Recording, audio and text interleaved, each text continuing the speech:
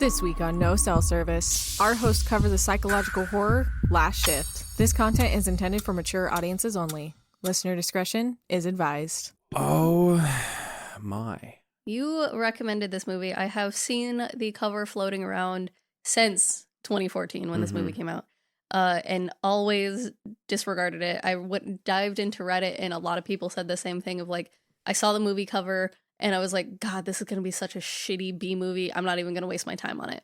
So you had like a 70-20, that's not right math, 70-30 split of 70% of people being like, really loved it, amazing movie, and then 30% being like, this is the worst movie I've ever watched in my life. You know, we've talked about this before where like, I'm not a picky person.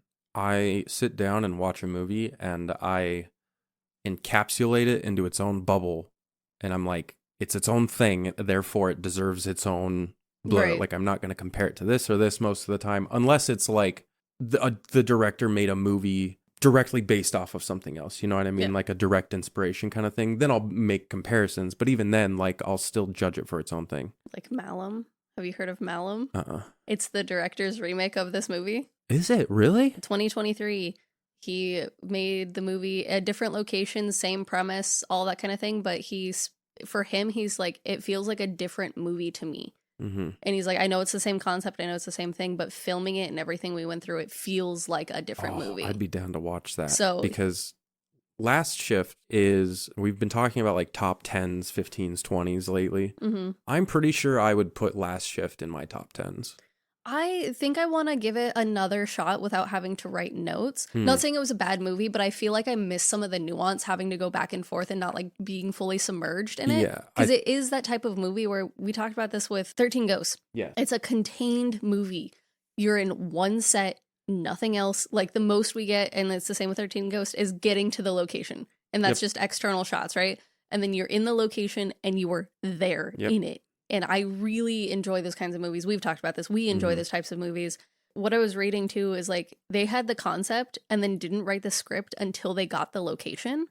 So the script is specifically written for this location. That, you know, honestly, I can see that because like, and I've watched this movie like 5 or 6 times now. So like rewatching it again, I picked up on all the extra nuances. I picked up on like the subtle like shifts in facial expression and like things like that. And goddamn, because I had a similar feeling when I first watched it. Like I saw the cover and I had kind of skipped over it a couple times.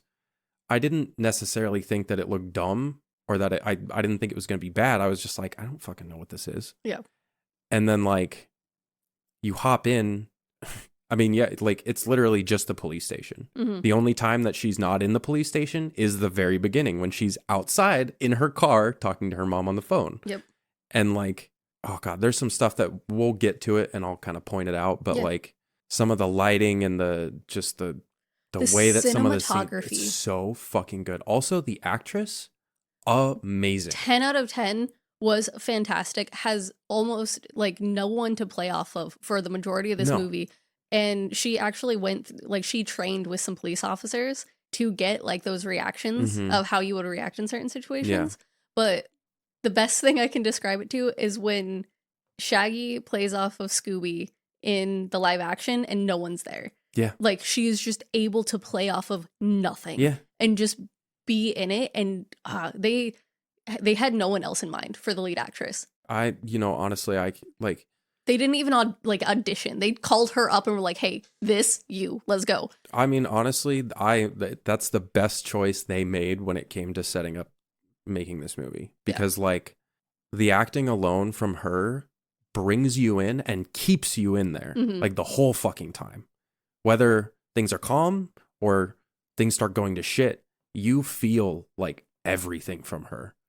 Like it's fucking great. It's so good. Like, and we'll get into it because I don't want to spoil anything as it goes, but she does phenomenal. And even in like there were a few spots where I was like, why didn't she do XYZ? And then it gets like through the scene and you're like, oh, right, because she's a cop. Like it just very much fits. She's such a good actress. Like it's a wild movie. And like one of the things is, it is wild. It's freaky. It's definitely in the freaky category for me. Someone said it gave them a very Silent Hill vibe. Mm. And I could fully see that. Like, I definitely see that. Like Silent Hill, is it 2 or 3 where you start off locked in a bathroom? Oh God. It might be 2 where you're like locked in a bathroom, like a single person bathroom, and I think it's in the beginning. It's been a while since I played those games. Yeah. But like, and you have to escape and like kind of puzzle your way through it, and then you're kind of just like in this space of what the fuck is happening. And I always go to Silent Hill 3 because that was my favorite growing up. Mm-hmm. And just like you're wandering around the freaking carnival or whatever, and you're just like, yeah, what the hell is going on? Yeah. Like this, it doesn't fit the scene. And that's what like this felt like, of like things are happening and it doesn't fit a police station. Yes. But in like the best kind of way. But also there are things that do, right? Yes. Like, so we'll get to that stuff too. But like there are certain things where like for the first portion of the movie, like a good portion of the movie, you're like, oh, this is just crazy, wacky bullshit that police officers deal with sometimes. Mm-hmm. But then that quickly shifts and you're like, oh, what the fuck? Okay, never mind, you know. There was an article written and the title was like the movie that fucks with the lead as much as it fucks with the audience.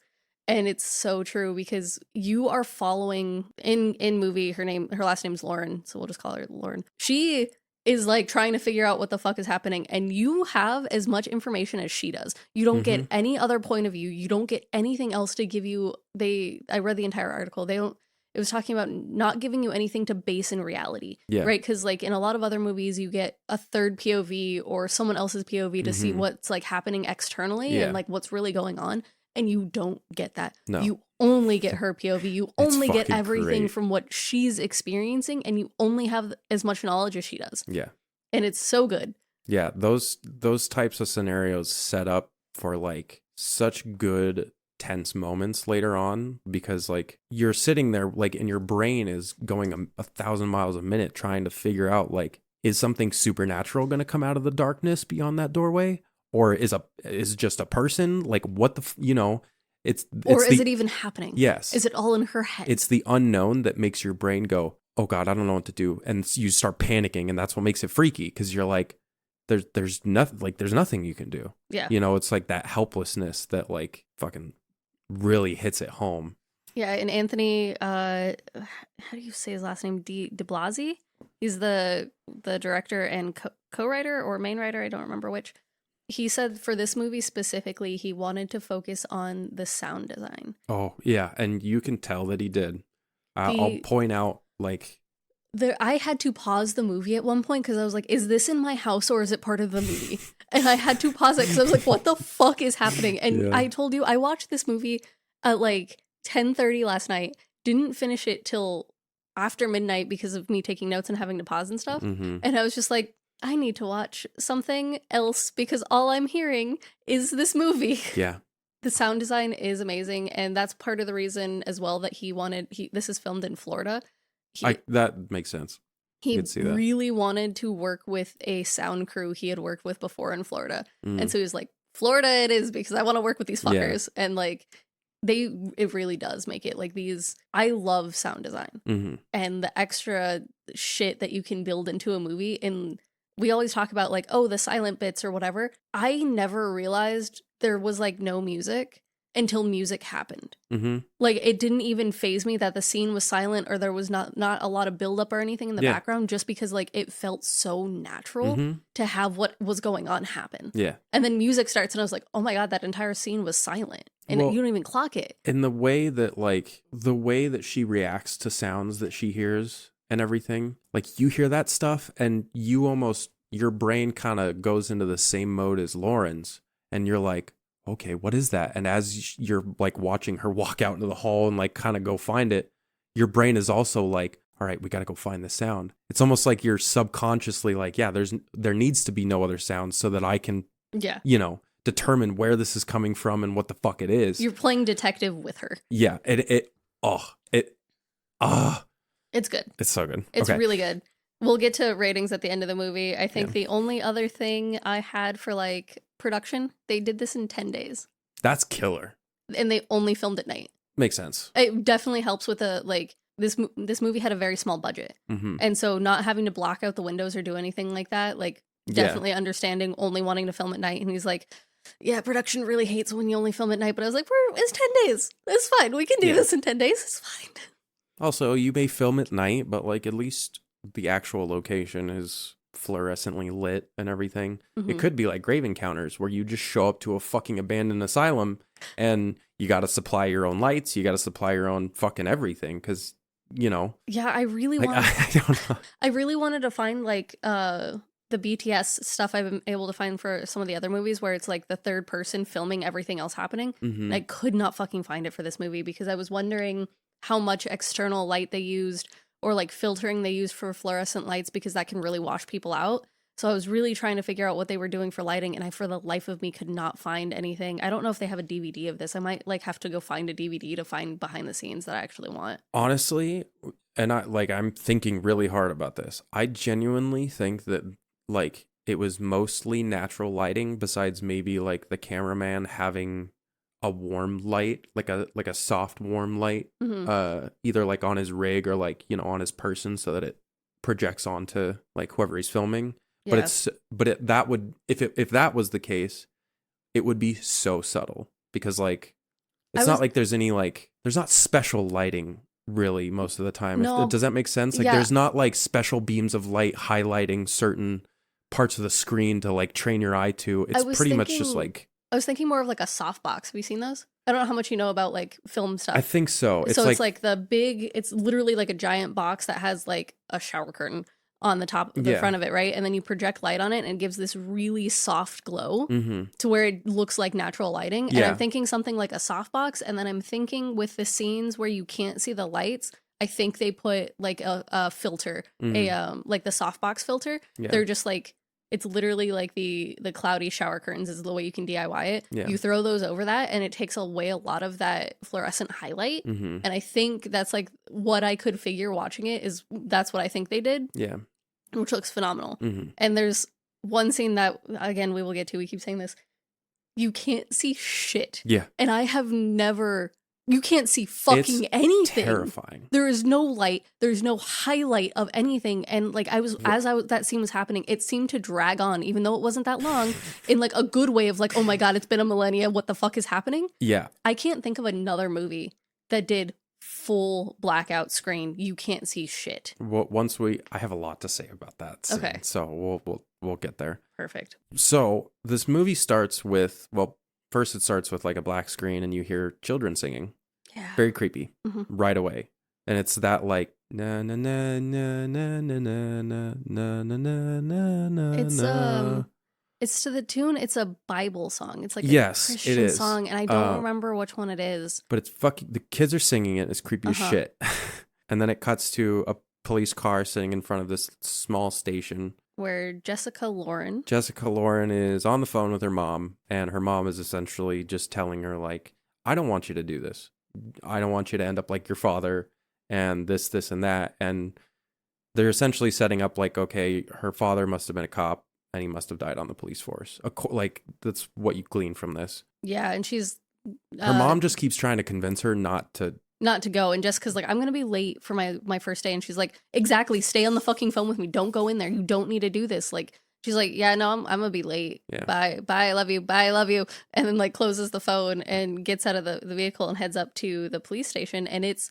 When I say empty, I mean... empty. There's no people, there's no waiting area, there's no furniture, there's nothing. Like this place is goddamn empty. She like says hello a few times, looks around the welcome desk type area, and then cuts over to the left where there's a hallway heading down into a corridor with a bunch of doors leaning off of it. She's like, hello, like just trying to get anybody, and then this other she hears a noise, like a loud banging, and then a fucking like silhouette of a dude walks into frame in this doorway and starts punching this fucking like electric box or something. It's an electric box or like lockers or something like it. Goddamn son of a bitch! Fucking like he's just wailing on it. He's bitching about cops. Is the thing is he's like fucking police, blah blah blah, and just like hitting the shit out of this. And she's like, hello. And then he freezes and like stares down at her, and it's just a black silhouette. Like you can't make out his face or anything, so it's kind of ominous. Yeah. He's like, "How long you been there?" And she's like, "Not long." And he's like, "Turn around." And she like kind of steps back. She turns around and starts walking. And he said, I said, turn around, not fucking turn around and walk away. And you're like, all right, bro, you got to chill.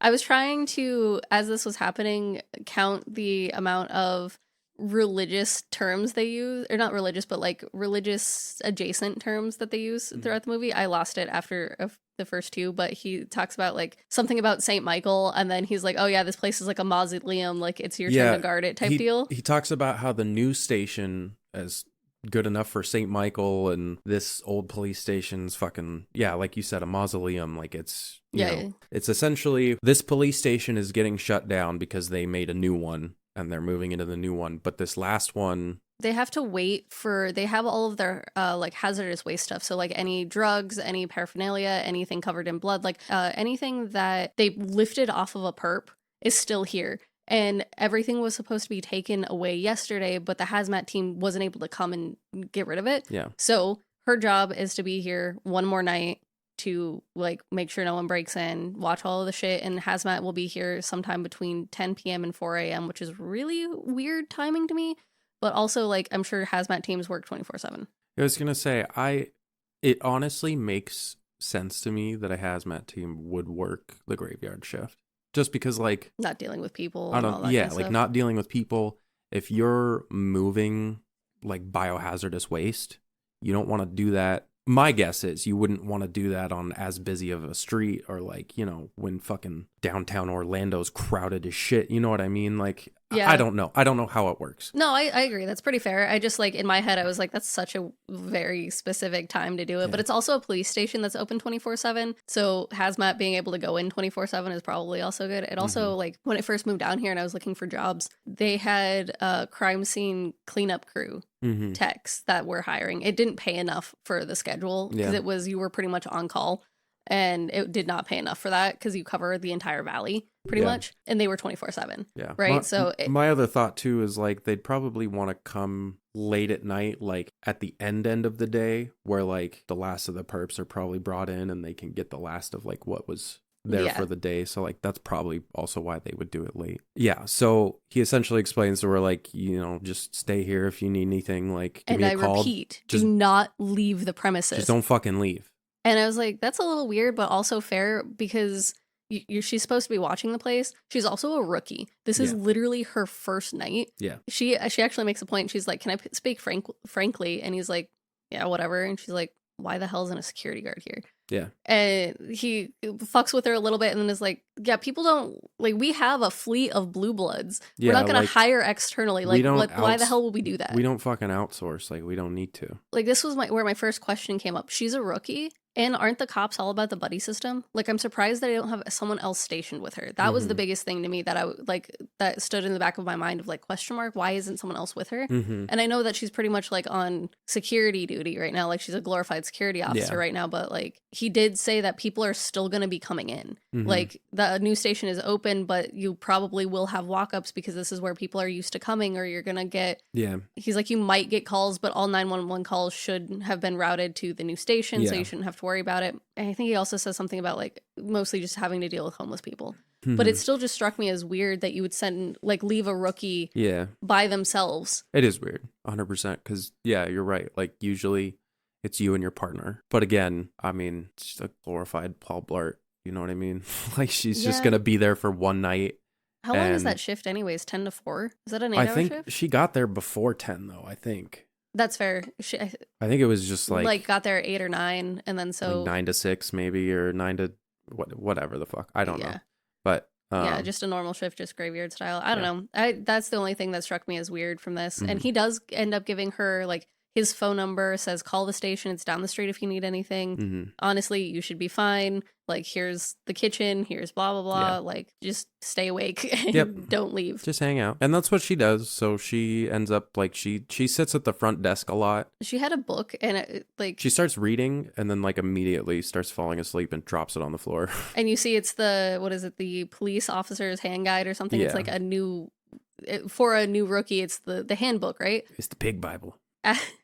As she was reading it, though, you don't see what it is until it falls. And I was like, what is that, a goddamn Twilight book? Why is it so thick? Where did you get this book from? Like, it comes out of nowhere. But then, like, it being the police officer's handbook guide or whatever made probably a lot just more in sense. a drawer or something. Yeah. She found it. Yeah. She's sitting there. Her attention gets dragged down the hall because one of the fluorescent lights starts like flickering and buzzing, like old school fluorescent lights, where it's just like yeah. So she peeks out in the hall and is just like looking up at it. But there's also like weird kind of sounds coming, just like I don't even know how to describe it. It's like if her walkie on, because she's dressed in like what do we call them, like a beat officer, like beat patrol, like she's in full gear, she's not a detective or anything, so she's got the walkie on her shoulder, and it's like if her walkie was going off in another room without the static, right? Like you can hear murmuring but nothing coherent. Yeah.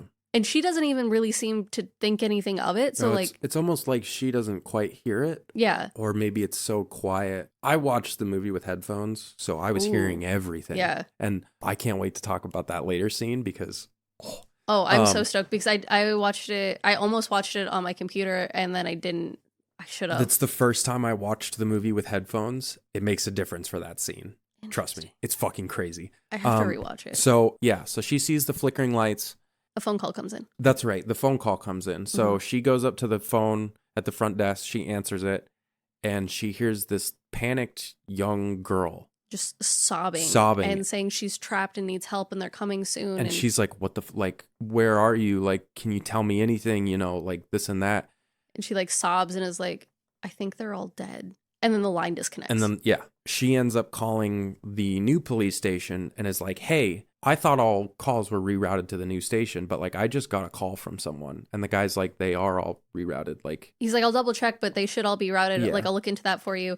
He's like, did you get any information? She's like, shit, no. She didn't get like a phone number or she didn't get a name, a last name, nothing. And he essentially tells her like, well, you know, if it happens again, just try and get some information and I'll try and fix I'll figure out if there's a reroute issue and I'll let you know if anything changes. And she's like, all right, thanks. Some loud bangs and a door slamming sends her back down the hall, going to where, so Cohen, when he banged into the locker situation at the start of the movie, he does not walk her back there. He's like, oh, that's Holding. You don't need to worry about it. Well, banging and stuff is coming from Holding. And she calls out and is like, Cohen, like, you still here? Like, what's going on? No one answers. This part bugged me. She doesn't, like, she goes down the hall a little and looks back and, like, kind of looks around and then goes straight to eating her lunch. And for me, I would have, like, done a sweep. Yeah, no, that's fair. I think. Or at least went and checked out, like, that back Holding situation. We'll figure out here in a second, like, this place is pretty big. There are a lot of doors and those kinds of things. Like, for me, being at a new location would have, like, she did get a lowdown of the place from Cohen, but, like, I don't know, just go double check just in case, because, like, it's the last shift. Like, what if the security system isn't working and the back door was left open? Like, those kinds of things. Like, it bugged me that she didn't do a full sweep to go check out the noise, and she just goes to eat her lunch. I have I agree, but I do have two things that might maybe make sense for you. One, my first thought in that situation, because that's like, besides the light flickering, between that and the light flickering, to me, that would register in my brain like, this is an old ass building and like shit's probably settling. The other thing is, she is a rookie. This is her first day. While she has that like police code of conduct remembered in her brain, there might be some things where like she's just not quite in that mode yet. Does that make sense? No, it super does. It just I don't know if that's the case. Like that's just a fucking excuse. I just had the opposite mindset where she would be too on edge, that she would do too many sweeps because it's her first day. And see, that also makes sense. Florida has a lot of old ass buildings.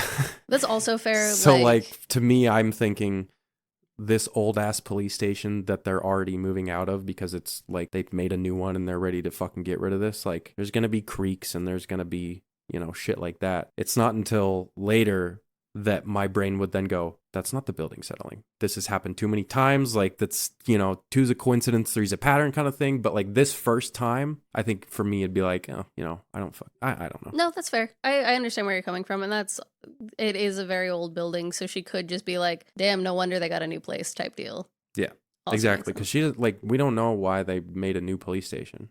They just did. Yeah, as far as we're aware. She has a sandwich and she finds hair. Oh god, I couldn't watch it. Like she takes a bite of her sandwich and she's chewing and then she kind of like coughs and then she goes and reaches into her mouth and she pulls a hair, but then she keeps pulling it. I'm not kidding, guys. It's like 4 feet long.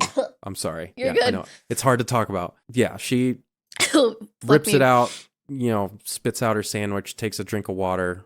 She's as disgusted as I am right now. Yeah, I can't deal with the. she's- Give me a second. Fuck. It's worse. It's worse than fucking the vigil when he pulls out the hairball for some reason. Oh God, This scene is worse for me. I've seen this movie multiple times, and when it came up, I was like, and I'm gonna look over at my phone for half a second because I know what happens. It's so fucking. It's gross. rough. The She ends up throwing her sandwich away, which I would too. nope, super fair. I could not. Also, that just was like, did she make the sandwich? Where did the sandwich come from? Yeah, I don't know. Some more banging happens, and she goes to check outside. When she goes back that's in, right. so she's back in the kitchen eating the sandwich. Right, it's like a little offshoot break room area. It's very tiny, just like a kitchenette type deal. Yeah. And she throws her sandwich away, swishes her mouth with water. Here's some banging outside. So she goes back to the front desk and then goes out the front door to see what's going on. She out opens there. the front door and like takes a couple steps out, looks around. This is why I said like, oh yeah, it's totally Florida, because like when she looks out, it just like, I don't know, the trees and the architecture and the streets, it just like screamed Florida to me. So when you said that, I was like, I've never been to Florida, so I didn't. I've been a few times. Yeah, you're I'm about to go going again. in a week. Yeah, so there's nothing there. So she goes back in, and well, she doesn't go back in yet. She turns around to go back in, and there's a dude in the lobby. Just standing there with his back to her. She goes in and she unclips the button on her holster, just in case she needs to reach for her gun. And she's like, hello? And then she realizes that this dude's pissing all over the floor. Mm-hmm. Just like, and mind you, he's not wearing shoes. He's got like blisters all over his feet. And like it cuts to like his feet and the floor and just the piss like... gathering around his feet. Yeah, man. and you're like, oh, and she ends up whipping out her fucking baton. The shift of being like, oh my god, I might have to like shoot someone or like tase someone, to being like, god damn it, I might have to whoop a homeless man's ass today. Get this motherfucker out of my station. It was very, because then she goes up like face to face and she pushes him with the baton and is like, you need to get the fuck out of here. This is a police station. He just screams. He's like sitting there just staring at her, and then all of a sudden he's just like, shut up! And it kind of startles you a little bit. And then she's like, all right, that's it. And she fucking, turns him around and pushes him out the door, and then she locks it. Yeah. She goes back into like a storage room to get a mop bucket, and while she's back there like filling up the water and doing all that kind of stuff, she finds a pair of boots. She hears, the pipes start making crazy noises. Yeah. This is at the point where like some of these noises are like... Oh, this is also where, sorry, this is the part that I had to pause the movie because the sound, the I don't know sound of like radio chatter or voices or something happening. And so I paused it because I was like, did my computer kick on or like did something kick on in the background, because it sounded so distant that I was like, what the fuck is happening? It's happening this entire time. Like once the homeless guy appears to her putting the boots outside, this entire shot has this Yeah, it's gross. It's like a warbly, screechy kind of like, not even screechy, but like when you're listening to white noise and your brain kicks on and listens to a pattern and you think someone's saying something and they're not. Yeah. It's like white noise, but you believe someone's talking in it. That is what it sounds like. Mm-hmm. It's fucking freaky. I hate it. She ends up grabbing this like old ass pair of boots and off the top shelf, and she goes and puts them out on the front step, which is sweet, right? Like she's like, this fucking homeless man pissed in my lobby, but still, like he didn't have shoes. Like that's the least I can do. Some fucking shoes. Very sweet. Yeah. She goes back in, and the then pipe sound happens again, and she can hear it from the entryway this time, which is like, it was loud as hell back in the storage room, but it's louder now, and you're like, no wonder they needed a new building. Like, what the fuck is that? I think it's So she's like walking through the hall, and she like goes through a room, and it's like a gym, with like the mirrors and stuff all over the walls. Yeah, and that disgusting ass bathroom. So first she goes through a bathroom, and it's fucking disgusting. The urinals, the stalls, the walls. They're caked in not brown, black. It's black, and then like white smears too. As if like someone took a bird and just like squeezed it and made it projectile shit on the walls. Yeah, it's disgusting. It's and she's awful. like gagging as she's walking through this bathroom. Yeah. She reaches the other side of the bathroom and opens the door, and that's where the gym is. It's like, a room with a bunch of mirrors, and there's some workout equipment. And on the other side of that room is another door. And she opens that, and it's this locker room, and it's filled with these yellow lockers. They're all like one on top, one on bottom. They're your stereotypical like high school kind of style where there's one on top, one on bottom. They're all yellow, which is super. I've never yellow for police station lockers definitely struck me as like. It's also weird because like every other police thing I've ever seen, and like this is a real police station. Like they were able to find a closed down police station. That makes sense too, because like it has everything that. Oh yeah. Like it's got the whole 9 yards. Exactly. But like every other police thing I've ever seen, they have like metal lockers. And they're usually like full-size metal lockers per person. And so this one you're putting like a change of clothes and like your bag, your shower gear, stuff. Like, you know what I mean? Like you got a lot of stuff, and like a lot of people, you know, change shoes even and change a bunch of stuff. And these are half lockers that are wood. I think it's an old station. It's gotta be. I just think that it's an old police station because, like I said, like buildings in Florida are old. Mm-hmm. I mean, but St. Augustine has one of the oldest fucking. It's got the Fountain of Youth. Oh, you know what I mean? Like fucking crazy.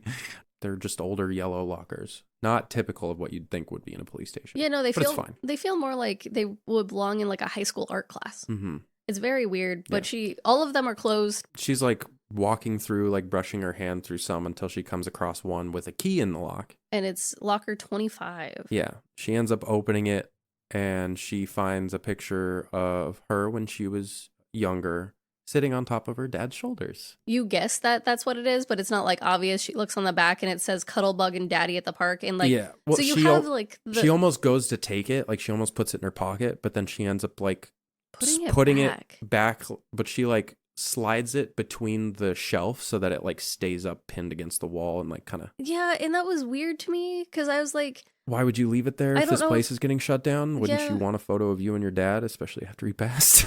Yeah, maybe like for memoriam, like this was his locker, kind of like being like he was here, this was his. Like yeah, and that makes sense. That definitely makes sense to me. She then closes the locker, and almost every other locker is open. Yeah, well, she closes it and like goes to walk out, but she almost hits herself or hits her face on one of the locker, like the next locker over, because the door's open. And then the camera pans out. Every single fucking locker around her is open. And what a tight fucking space. Yeah. For all, like, can you imagine being in there with multiple people and them also getting into their lockers? No. When those lockers were open, all of them, it didn't look like she could squeeze through. At my last job, we had a locker room because I worked in a clean room. So we all had lockers. Yeah. I had a bottom locker. It was set up like this, right? Like the half lockers. I had a bottom locker. The guy right next to me also worked with me. And then the guy catter corner to me, all three of us trying to get in a locker, and they were next to each other. I could not imagine. Luckily, we didn't have anyone behind us. It was a big enough space that just lined the walls. Mm-hmm. Getting into that, like we had, by the time I left, we had a system of the guy next to me would go first. I would wait. I would throw my stuff in there, and then I would step back to take my shoes off while the guy next to me would come over and do his shit and take his hat off and do all this kind of stuff. Like it's god awful, and I couldn't imagine being like in a rush if there's an emergency or something. Yeah. Ugh, no like all hands on deck and everyone's panicking to get their gear on and shit. And that, like, it's a small space. Yeah. She ends up leaving. This is when the phone rings. Is this the? It's Monica. Okay, so it's the girl again, and this time Lauren asks for her name, and she says her name is Monica, and she asks to like try and describe where she might be. Like, is there anything that you can discern details from? She says that she thinks she hears pigs. And that she might be at a ranch. And she might be on a farm or something, or a ranch. It cuts. And then she's like, oh my God, they're coming. And then it cuts. Yeah, it disconnects. The phone rings again, and it's Waste Removal Joe. That's right. Because she answers, and she's like, Monica? And the guy's like, I might have the wrong number. This is Joe from Biohazard. And she's like, oh, I'm sorry. No, you like, this is Officer Lauren. Like, I'm expecting you. What's going on? Yeah. And he's just letting her know, like, they're backed up. And that he's not going to be there. I think he said knee deep in shit or something like that. And she's like, oh, are you guys going to be here closer to 4? And he's like, maybe we can get there earlier. I just wanted to let you know, like, you know, that we're running behind. Yeah. And she's like, all right, like, it's whatever. Like, I'll be here. Cool, thanks. And he's like, I'll call back if I have any more details, but like, we're definitely going to be late. Yeah. Which isn't actually late. No. Like 4, she says 4 and he's like, yeah, probably. Like that was in their time frame. Yeah. I guess maybe he's saying like after 4, but she's just guessing the latter end of their time frame. Yeah. It's not that big of a deal. Yeah. It's nice of him to be like, hey, I'm giving you a better time frame, because I hate it when people are like expected to come to my house in like an 8-hour time frame. Yeah. I'll be here anytime between 8 a.m. and 8 p.m. You're like, all right, so I guess I should just sit around and fucking shove shit up my ass until you show up. Yeah, like our pest people that spray our house are the same way. They give us like the biggest time frame. And like, I understand you have other customers, but like, I can't be sitting around waiting for you 8 hours a day because they spray inside too. Yeah. And like, I have to be able to let them in my house. And it's just like, I need you to be here in a good time frame, my guy. Yeah. Lauren calls the news station again to inform that the girl called again, but she was able to get a first name. And the guy's like, did you get a last name?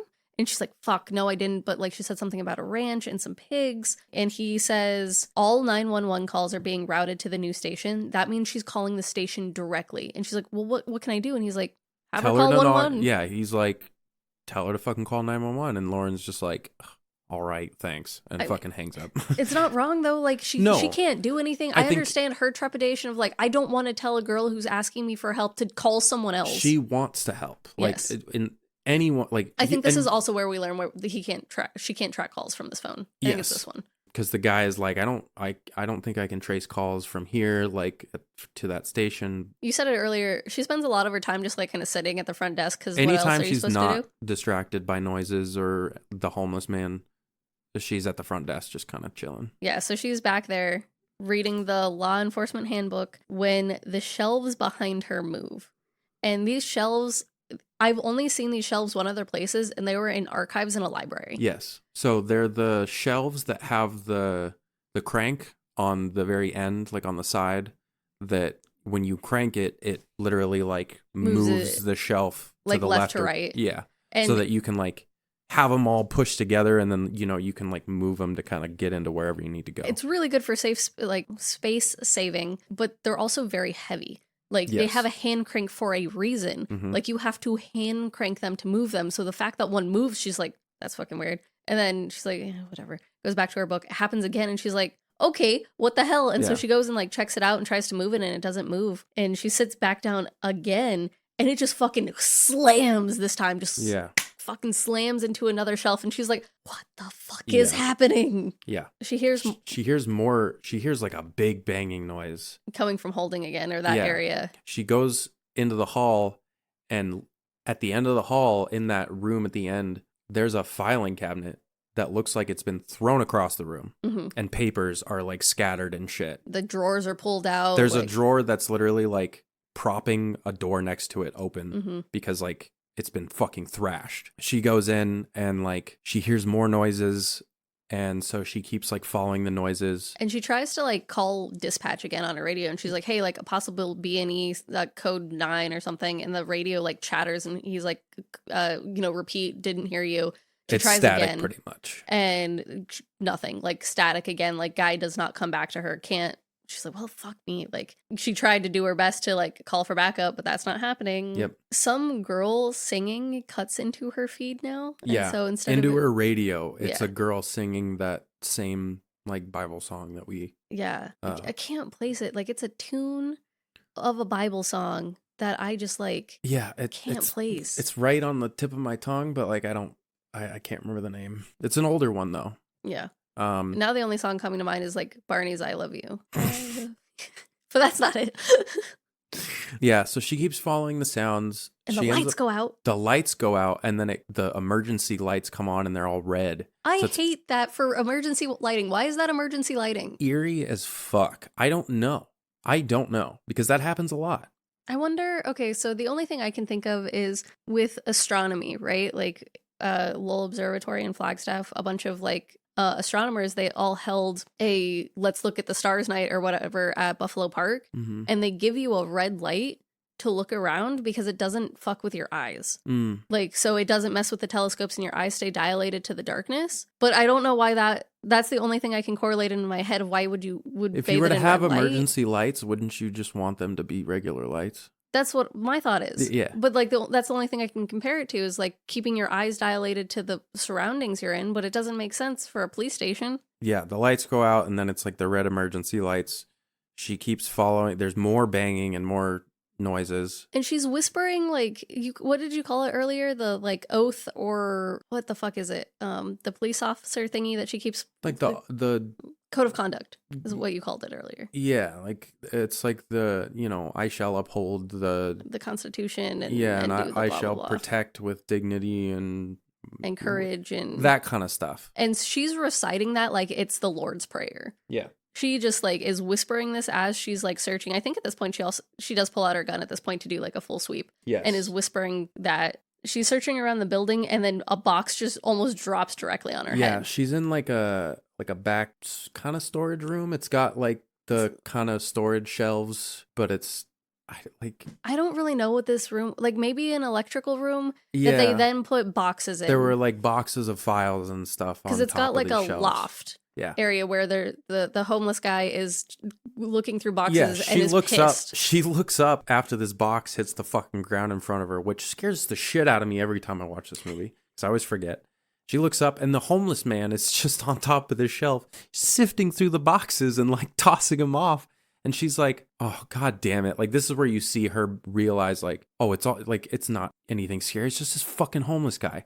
And so she gets up onto the top thing and whips out her baton. He like lunges at her, and so she fucking grabs him by the arm and whips him around and puts him on his chest and handcuffs him. And then she ends up taking him and putting him in this physically holding has cell. to drag. So he's on his feet the entire time until we get to the holding cell, and then he kneels down and refuses to go into the cell. Yeah, she has to physically drag him in there. Yeah, she drags him all the way in there. Like, she hooks him by the arms and pulls him all the way into the middle of the room. And then the door slams shut. And the lights go out. And the lights go out. And a girl starts screaming.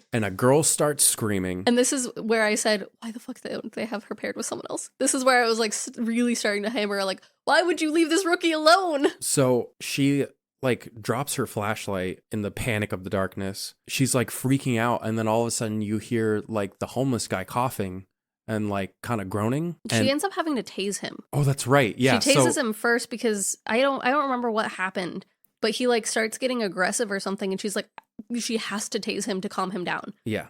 And so then he goes and like off into a corner. Maybe that's before the lights turn off? No. So the lights turn off, and then she whips out the taser because the homeless guy starts freaking out. Mm-hmm. And she like pushes him into the corner and tases the fuck out of him. And it's cool because since the room is pitch black, the light from the taser is all you get for this scene. Oh yeah, this is the scene we were talking about earlier. This whole thing is pitch black. There's no ambient lighting. There is no nothing. It's like you turned off your TV black. Yes. So the homeless guy like passes out in the corner. She fumbles for her flashlight and drops it. You know, after a couple seconds, it feels like an eternity every time the screen is black. It's not black for super long, but it's just long enough to where you're like, something needs to happen. My God, please just somebody turn on the fucking lights. So she grabs her flashlight and she's like shining it through the because it's a holding cell, right? It's every time I think of holding cells, I think of like cells. I forget they're like rooms, and it's got a little window, like a glass window that she can look out of. And so she's like shining her light through it. She's like shouting like, hello, like, you know, you better stop fucking around with me. Like, I'll let you go with a warning. Like, just let me out of here. And as she's flashing her light around, a bagged face with is it a pentagram? Yeah. I got corrected one time for calling it a pentagram when it was the satanic star in the circle in blood. Because it's on the face of this bagged. When this face shows up too, it does the like high pitched screech with a little warble, and it's like that like shocking, like it almost sounds like a scream, but it's not a scream because it's just a high-pitched screech, if that makes sense. Yes. But like it's such a creepy fucking sound. And this sound happens pretty much like it happens a lot. We'll get to it, but yeah, it's fucking terrifying. This makes her drop her flashlight, and with the headphones on, you could hear it roll across the floor. Oh. And then like you'd hear her over here. Uh-huh. We don't have video. I'm pointing to like the back left behind my head. And then like you heard the homeless person like to the right of you. That's so cool. But then I shit you not, you literally hear the flashlight roll across the floor. Mm-hmm. And like you hear the homeless man like coughs and makes some like grumbly noises. And then all of a sudden the flashlight turns on and it's shining directly at Lauren. And she's like, give me my fucking flashlight back. And then the light pans and the light shines over slowly. It pans over to the homeless man in the corner, still passed out. Yep. And then you're like, what the fuck? And then all of a sudden the flashlight turns off and you hear the flashlight roll back to the other side of the room. And then all of a sudden the light turns on and it's a different angle. And you hear this like... We get whisperings of like girls echoing, which are... It's echoing in like such a weird way. I don't know how to describe a lot of the auditory shit in this movie because of how well done it is. I have nothing to compare it to. Yeah, that's why I'm like... The sounds are just so good. It's so good. The like screeching and that warbly like... Watch it in surround sound, guys. Like what we're saying. Yeah, or with headphones.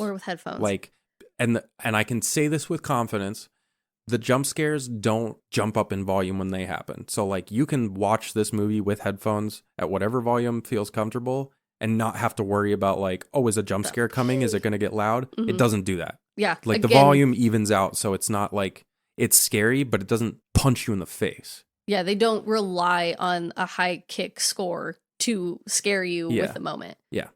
The light, like the flashlight, like flickers on and off, and you're getting like this weird cuts of like her and then darkness and her and darkness, and then two masked pentagram people appear in the window, and the door slams open. Well, no, so it's like showing her with her back to the door, and the light's shining on her, and it like cuts away to like the light and the darkness, and then it cuts back to her, and the bagged figures are just standing behind her.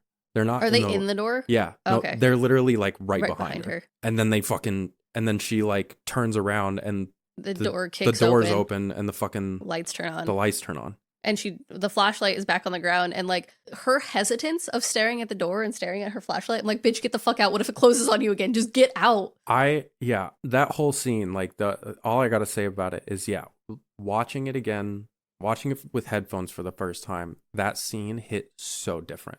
Because, like, I didn't realize you hear the flashlight roll from one side of the room to the other. Mm-hmm. If you have that surround sound, you can fucking hear it rolling. That's and you're awesome. like, and it painted a different picture in my head than what I originally had when I first saw the movie. I was just kind of like taken aback a little bit. I was like, what the holy shit. Like, this is insane. So can I tell you, up until this point, I literally thought the homeless man was a ghost of just fucking with her. Up until this point. I was like, oh, the homeless man is just like a ghost of some perp that was here before. Mm-hmm. He's fucking with her because he kept appearing weirdly. Like he was like looking through all the files. Oh, is he looking for like his file? Like all that kind of stuff. Yeah, like how did he even get in the building? Because she locked it. You know what I mean? Up until this point, when the flashlight gets picked up and it's not him, I was like dead set on him being a ghost. That scene is done so well because you don't expect that. Not at all. Like they set it up to where, like, you think the homeless man is holding the flashlight because you hear him cough. You hear him, like, you think he wakes up. Yeah, like the rustling of the clothes and that kind of stuff. Like, he gets up. Yeah. And you're like, what the fuck? She ends up leaving the holding cell, locking it. She ends up, like, standing outside of it and pacing back and forth and reciting that police code again. And this whole time, I love this shot because it's set up to where she's standing next to the door, like, on the right side of the screen, and then on the left side of your TV is just a doorway with an open door, and it's black. Yeah. You can't see into the doorway, and this whole time, you're like, stop putting your back to that doorway. Stop, like, just go somewhere else. You don't have to but you're just sitting there staring at this black, like, abyss past this doorway. And this, like, really shows, like, her rookiness, I feel like. Yeah. Like, just the way she's so quick to turn her back to the homeless man, to things, to danger, that, like, she's not always having her eyes on the thing that could be dangerous, it's right? Like she, in her head, she knows the right procedures, but, like, in the moment, you're panicking. You're not, unless you have years of experience on the force, you're not going to be able to put all of that into practice in the moment because you're going to be panicking. She goes back to the front desk to call Cohen on his, like, personal number he gave her and gets his voicemail. And she's like, calling because, and, like, is panicking trying to get through this. And then, like, at the end is just like, I'm just calling to tell you I am happy to be on the force. Thank you for this opportunity. And hangs up. And in my head, I'm just like, This is a fucking wild way to end that call, because now you just sound like you're on drugs to your boss right now. Yeah. Because he's a sergeant. So I don't know if he's like direct boss or just like... To be fair, he knows about her situation, I think. And so like, to me, it would be natural for her to have some sort of emotional experience while she's there, especially like if her fucking dad has a locker there. Like she found a picture of him. Like, you know what I mean? Yeah, no, that's fair. Like, that's my only... I just think if like I got left a voicemail like that and it ended with like, I am just calling, like very robotic at the end, I'd be like, you good? I would mate? Definitely think something's wrong. Yeah, like that sounded like a duress call, right? Like, but also like, I'm pretty sure she had to leave a voicemail because the motherfucker was asleep. Oh yeah, no, he's exactly. Anyway, she leans back in her chair, like with her hands behind her head, and she looks up, and it's upside down from her point of view. And it's from what when you first see it, it's just MOS. But it's like scratched in like blood, or like not blood, but it's like carved in with something that had red on it. Like if you had, because it's your stereotypical, like what that material for those panels, like it's like the foam. Yeah, but it's not foam. It's like if you've ever gone to public high school in the United States, you know exactly what we're talking about on the damn ceilings. Yeah, you can throw your pencil straight up and stick it into the ceiling. Exactly, it's that, and so it looks like if you did have like a really thick thing of chalk, like red chalk, and then like carved into it and then left red around it. Yeah, but it's like scratched in. Yeah. She ends up like slowly turning her chair around as she's looking up at it. And as she's doing this, you hear like screaming, and you start to hear pigs squealing specifically too. And as she turns around, it's revealed that it's actually the word sow, which is a term for a female pig. She then decides to go... Which is a fantastic double entendre. Yeah. Because not only are you dealing with a potential, like, farmhouse cultist kind of deal, but also she's a cop. So, like, it's just, I don't know. It's done very well. Yeah. This has we talked about this with Steel Trap, like the pig ideology, but this one is much more subtle. Yeah. And having the double meaning of being a cop, like it also makes a lot of sense. I think it's done pretty well in this one. She goes around then now finally checking to make sure all of the doors are locked and all the windows are locked and blah blah blah. And when she gets to the back door, she sees, which is obviously portraying like a prostitute, a sex worker on the back smoking a cigarette. Yeah, she's got like a black eye on the side of her face, just smoking, and she's like, yo, you can't be here. Like, what? And she's like, it's public property. Like, I'm just chilling, like, doing my... Like, it's a very nice prostitute. Like, she's very kind, very sweet. Like, Lauren's being very standoffish. And this prostitute's just like, don't get your panties in a bunch. Like, it's all good. But then, like, Lauren tells her she has to leave. And then it, like, cuts to the prostitute, like, watching... Her name is Marigold. Yes. Cuts to Marigold, like, watching a black van drive away. And you kind of get the inkling, like, oh, no, she's not there just to hang out. She's there to be safe. Yeah, because she also says, like, oh, I just feel safe. Like, can I just finish my cigarette here? And Lauren's like, all right, fine. Because Lauren also is like, this is a police station. And she's like, no, it's not. And she gives the exact streets the new police station's on. So, like, technically, she's not doing anything wrong.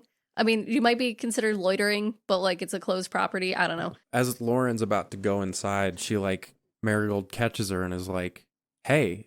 You know I was here, right? You know I was here. And she's like, what do you mean? And she's like, yeah, I was in the cell next door when they brought him in. She essentially starts talking about the Payman family.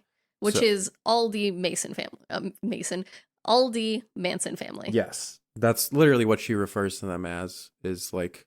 knockoff Manson. Yeah. Says that they like... Yeah, she briefly talks about like, oh yeah, they killed all those girls and blah, blah, like...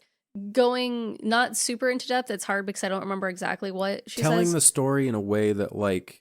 As if you're supposed to know because everyone around town knows, like it's a famous story. It would be like talking about the Manson family where you just like briefly say, oh yeah, the Mansons and like all of that cult shit. Yeah. And someone just knows because they know the story, and which Lauren does. And she's like, yeah, she's like, I know it well. My father was on that case. They died there. Like they died at the residence. And she's like, that's what they want you to believe. I was here. They brought them in and they brought them into the cell next to me. They kept singing this damn song and she like hums it and like a tear falls down her face as she's talking about it. And she's like... Because then she starts talking about like that night they ended up hanging themselves with their bed sheets and what she saw that was left in the rooms was just pure evil. Was pure evil. And she like takes a very different shift because like, again, Marigold was despite being a prostitute in a very shifty position, very bright, very like she was gung-ho about like, oh, like it's fun. Don't worry about it, honey. And now when she's talking about this, she's like depression mode activate. She's about to cry. She is crying. She is crying. Yeah. Like it's that bad. And you're like, oh. Yeah. And she like takes one last drag of her cigarette and she's like, well, I guess I should be going now. And just like walks away and makes a joke because Lauren had said something about like, don't leave your ass on the steps or something. And she's like, and I'll take my ass with me. Yeah. And just leaves. And Lauren's there like confused as fuck because the story she's always been told is that her dad died killing the Payman family. Yeah. At location. And she's like, what the fuck do you mean? Like they were brought back. That doesn't make any sense. She goes back inside, going back to looking into like the rooms, finds a conference room with a TV playing. And this is something it's one of those it's a CRT. Thank you. The CRT TVs. It's up one in of the those corner. things. It's like on an arm. It's like what you'd see, you know, in an back old, in the day. Yeah, like back in the day. Or like in a conference room. In a conference room, Steel Trap had them. They had like all the down whiteboard, you know, Yeah. they had like some rolly chairs just kind of strewn about in the room. This is something I thought about while watching this. This doesn't happen anymore. Like TVs playing sound with static. Mm-hmm. It's not. No, it doesn't. It doesn't happen anymore. Yeah. It's such a like classic thing that's creepy. I don't know why static TV playing is creepy.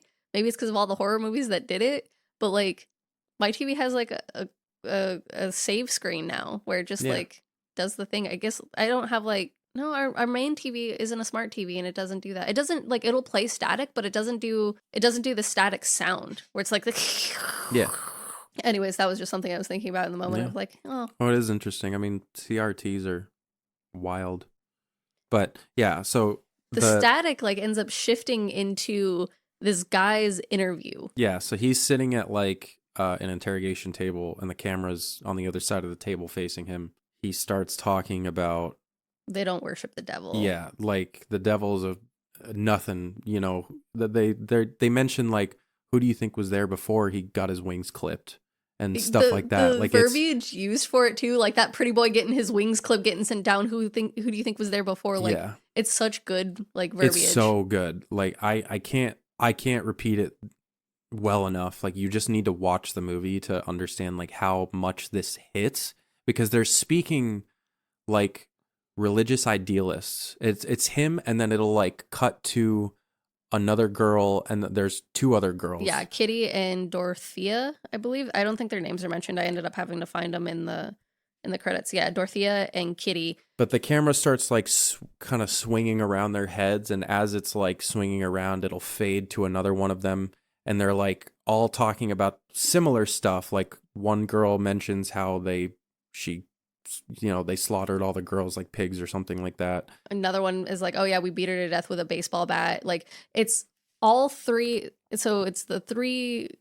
They are the Payman family. Those three, right? Are the main Payman family. Mm-hmm. And so it's cutting back and not even cutting. It does the fade in and fade out. So the camera is circling Lauren and then cutting, like shifting from her standing there to one of their interviews to another interview to his interview, and it's just this scene was wild. It is wild. It's a really cool scene, and then one of the girls fucking just slams her head into the desk and sits up and smiles at, like with a bloody nose, like she just broke her nose, and it's just like, haha. Yeah, it's fucking creepy.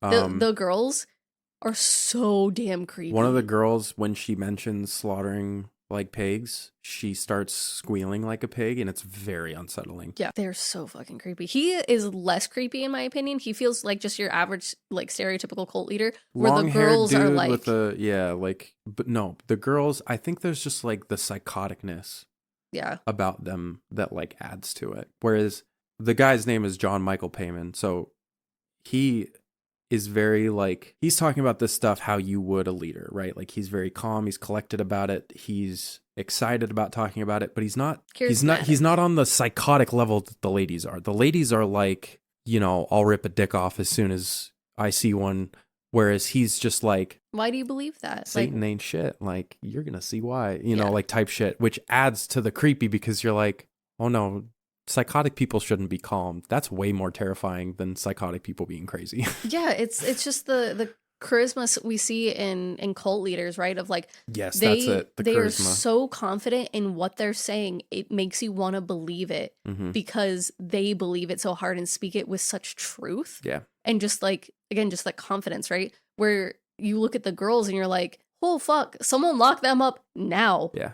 Like, it's insane. The juxtaposition between the two. But he's in like a light tan leather jacket and like I think it's like a plaid button-down shirt and some jeans and stuff, just like your stereotypical guy.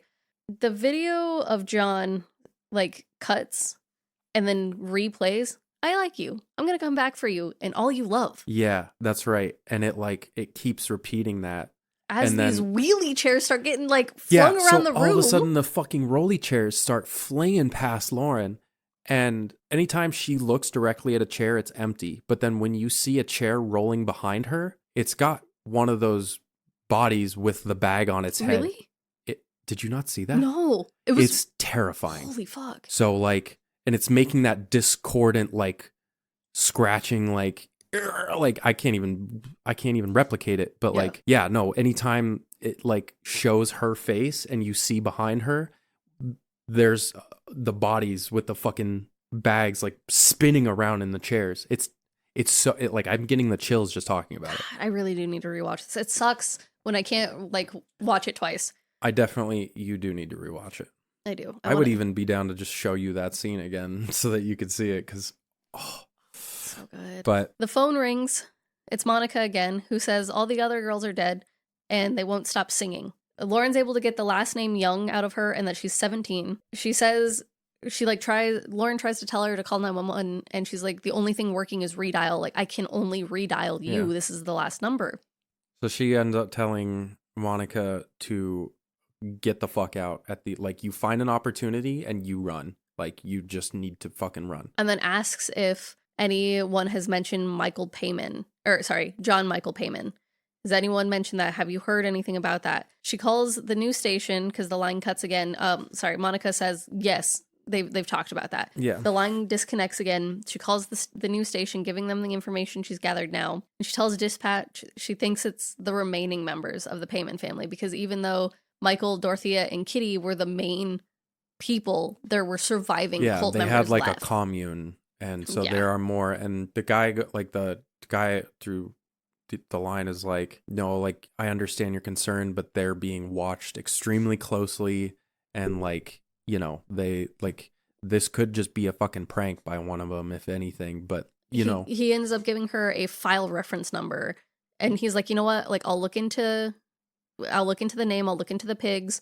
But when you call back again, use this file reference number. Yeah. There's a man whistling. Is there? Apparently. There's a man whistling. All the chairs in the room get... Oh, yeah. So you hear whistling, like some dude whistling that same song that we've heard throughout this whole thing. Yeah, that same tune. And as Lauren's walking down the hall, she like comes across this room that's got a bunch of chairs just kind of like strewn about. It's like the same swivel chairs from the conference room, but like in a holding cell. Well, they're like... Some of this, they just seem like regular chairs. No, they're all rolly chairs. Oh, well, yeah, there's just a bunch of fucking chairs in this room. And she like hears a noise down the hallway and looks for literally half a second and then looks back and all the chairs are stacked up on top of like two that are on the bottom. Very like not in the, like they're stacked up. Yeah. And you heard maybe like a tiny shift when she looked away. Mm-hmm. But it was so immediate that like she looks and she's like, what the fuck? She then starts laughing and knocks over the chairs and is like, oh, I get it. Hazing the fucking rookie. Like, who's all here? She just falls into thinking this is like them pranking the rookie. Yeah. And so she's like calling out, trying to get names, see what's happening. There ends up being a buzzing at the door. And Officer Price is there. Yeah, there's just a dude, another police officer standing at the door. And she walks up and she's like, all right, you got me. And he's like, what? She's like, yeah, like... Is it just you? Who else is fucking here? And he's like, I have no idea what you're talking about. I don't know what you're talking about. I literally came to check on you. I came to check on you. Yeah. She's like, oh, you're not one of the people fucking with me? And he's like, are you good? Yeah. So she ends up like inviting him inside and then he's kind of flirting with her a little bit. Like he's just kind of like, oh, I lucked out that I got to come here tonight. And like, Yeah, and is just like, oh, is this your first night? And she's like, what gave it away? And he's like, the shining gleam of your new uniform. Yeah. And like, just kind of, they trade some stories back and forth. And he's like, rough night. And he's like, oh, I once had a guy shit in the back of my cruiser. And she's like, all right, you win. Yeah. He then like tells her, he like stops and is like, actually, I came here specifically to talk to you because I knew your father. Yeah. And he was there the night that the Paymans got arrested. Yeah. He said that they were supposed to call for backup, but they could hear the girls screaming. They could hear the girls screaming, so her dad and him ended up like the Officer Price said he was able to get like 4 of the girls out while her dad like held them off. Mm-hmm. And then he's like, he would have been very proud of you, and very, very nice moment. She ends up like she kind of tears up because like that, that means a lot to her. And then he's like, oh, I really got to go. And she's like, oh, like I was kidding. Like you can stay. And he's like, no, like I actually really have to go. Like, but if you need anything, what's my name again? She's like, Officer Price. And he's like, yeah, just like hit me up. Let me know if you need anything. All right. Like I'm here. Homie turns around and he's got a giant ass fucking hole in the back of his head that he got shot and it just blew his brains out. Lauren's like gets this look on her face, and then she sees him walk out of the room and like past the front desk, and there's a window on that side, so like you can see someone walking past the front desk in that hall, and you see him walk towards like the front entrance, but then he just like disappears. You don't see him actually walk to the door. So she runs around the corner and looks around and like runs into the lobby and is like, Officer Price, hello? Yeah. Just fucking gone. Which makes sense for Cohen at the beginning, who asked her to turn around.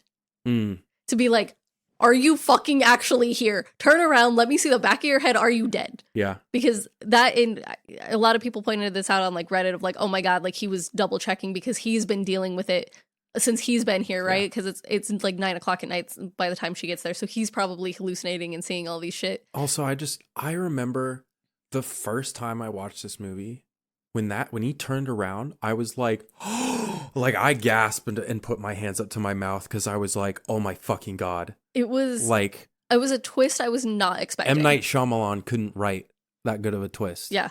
Like, holy fuck. It's good. This movie, it is good. It's, oh God, what happens next? Lauren hears some whispering of girls and then like maniacal laughing.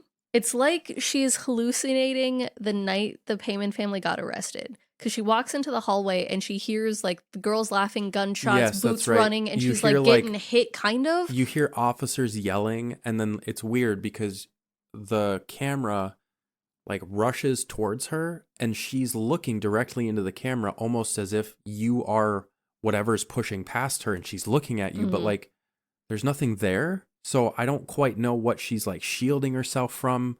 But it's just very like she's experiencing something that's not happening. Yeah. It's very weird of like, again, that's why I said like, it's like she's experiencing the night the Paymans got arrested or something, because like the boots and the gunshot and the laughing and the girls and everything. And she's just like, again, it looks like she gets shoulder checked at one point or another of like people running past her. And she's kind of just like, and the camera is like wiggling back and forth at these Dutch angles, like watching her. And it's a very weird thing that makes you think like, you're like, oh, is she just going crazy? Yeah. Has any of this actually happened? Is she just having a mental breakdown? Yep. What the fuck is going on?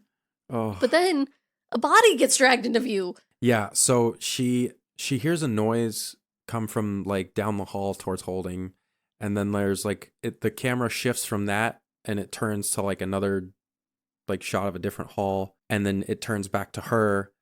And then she like turns and looks towards the front lobby, and from the fucking corner you just see like a head pop out, a head with a bag on it, and then all of a sudden it gets dragged into frame by nothing. There's nothing dragging it, and then all of a sudden, as if something's lifting it by the back of its fucking like coat neck. The way I described it was like if you're hanging a body, like if you wrap something around its neck and then you just start pulling the rope at like their body's on the ground, and as you're pulling, their feet like kind of drag up. Yeah. But this body is just floating. It just floats up, and then it fucking hangs there for a second, and then all of a sudden it like takes a physical step onto the ground and kind of like shambles, and then it fucking twitches out and makes these crazy ass noises. Yeah, and then she books it around a corner and hides, and it's just like, what the fuck is that? What the fuck is happening? Is that even happening? It's just like whispering to herself. She like then like it's like, okay, and like around the corner again, and it's gone. There's nothing there. Mm-hmm. The homeless man starts screaming for help. Yeah, and just like, get me out of here! Like, I don't want to be in here. Screaming, like panicking. Screaming. She goes up to the holding cell in the door, and she looks in, and he's at the window, face almost pressed against the window, screaming like, let me out of here, please. And then he moves out of the way really quickly, and there are the 3 hanging bodies, but their heads are twitching violently. Oh yeah, they're like twitching terribly, and she's like, it's not real, none of this is happening, nothing's happening. He keeps screaming to be let out. And she's just like freaking the fuck out. She ends up walking into a different room and like puts her head against the wall because she's just listening to this guy scream like, I want out. And she's like, I can't. There's nothing. And then his pleads turn into the girl singing. It's like this quick, like, it's this shift of voice. And then it's the girl singing again. And behind her, there's a crawling girl. And yeah, she's in a hall and like this crackling. It's the bone crunch. We've talked about the bone crunch, but like it is an intense bone crunch. It's so crazy. This thing is like creaky as fuck. And it's this like you only see it from the back in this shot, but she's like crawling on all fours behind Lauren, and she's got like the fucking Grudge kind of vibe about her. She's just in underwear and she's fucked up. Her body's fucked up. She's dirty. She's grimy. Her hair is covering her face. And like, Lauren turns around and she's not there. Yeah. And you're like, oh, great. Now I got this to deal with. This is on one of the covers as well. This is the cover for the Wikipedia one, is like the grungy girl on the floor or ceiling. It's a little hard to tell. And she's like poised. That's one of the covers. This is the cover that shows up on Wikipedia, which is interesting because that's not the cover I originally saw for it. But that one pops up. It's the one with the face. Yeah, the face that we will get to, and we can talk about that when it happens. She's the girl, the crunchy girl's behind her and then disappears. Oh yeah, so the singing is still happening, and so she follows the girls singing back into the gym with the mirror. I don't know, 12 girls are in a half circle, like facing the mirror singing. Maybe like 8 girls, I think. It's a handful. Yeah, and it's a good amount. They're all in their underwear, and they're all young girls. Like they're all like in a half circle facing like the mirrored wall, singing, and you can see their faces in the mirror singing. But when they turn, the actual girls turn, but their reflections don't move. Their reflections don't move and just keep singing. But the girls that are there turn, and they all have these sheets over their faces or like pillowcases, and there's like black and blood like coming out of the eyes and like the mouth, around the mouth. Yeah, it's disturbing. It's fucking creepy. A door slams shut behind her. The door slams shut. And then when she looks, comes back, and the girls are gone. Yeah. There's nothing. Loud banging happens again, and she follows it into the hazardous room. The whole reason she's here is to watch the hazardous waste room. Yeah. She goes in there, and the room has been ransacked. There are needles sticking out of the ceiling, in the floor, all of these things. Everything's been open. John Michael Payman's outfit. Yeah, his jacket and his jeans are laying on the ground perfectly, like lined up, like jeans below the jacket. Like you would lay on your bed of, this is the outfit I want to wear today. Perfectly. Like laying there on the floor. Meanwhile, everything else is like fucked up, and like they said, there's needles sticking out of the wall and the ceiling. Like someone fucked this room up. She goes back to the front desk to call Cohen, who actually answers this time, and she tries to explain what's happening. She's like panicking. She's like, I'm seeing things are happening, blah, blah, blah. She's like, I don't think I can do the end of this shift. And he's like, are you dying? Is there a fire? Why the fuck did you call me? If you can't even handle an empty building by yourself, then you better hand in your goddamn badge, because this job ain't for you. So am I going to see you at the end of your shift or not? Yeah. And she's like, pretty much like, wow, the apple fell pretty far from the tree, huh? Like, dude. That line hit hard, because you see her like break at it. Chill.